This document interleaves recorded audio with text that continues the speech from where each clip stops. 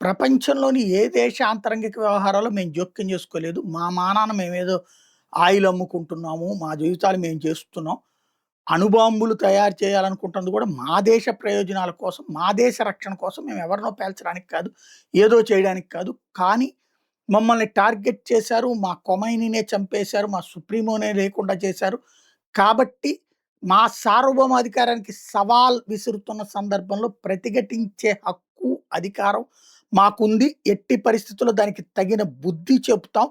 వదిలిపెట్టే ప్రసక్తే లేదు అంటూ ఇప్పుడు ఇరాన్ చెప్పుకొస్తున్నటువంటిది కీలకమైనటువంటి అంశం.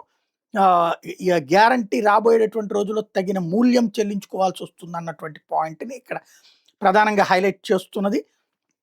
రాబోయేటటువంటి రోజుల్లో దీనికి సంబంధించినటువంటి పరిణామాలు తీవ్రంగా ఉంటాయి అన్నటువంటి విషయాన్ని ప్రధానంగా ఎక్స్ప్లెయిన్ చేస్తున్నది.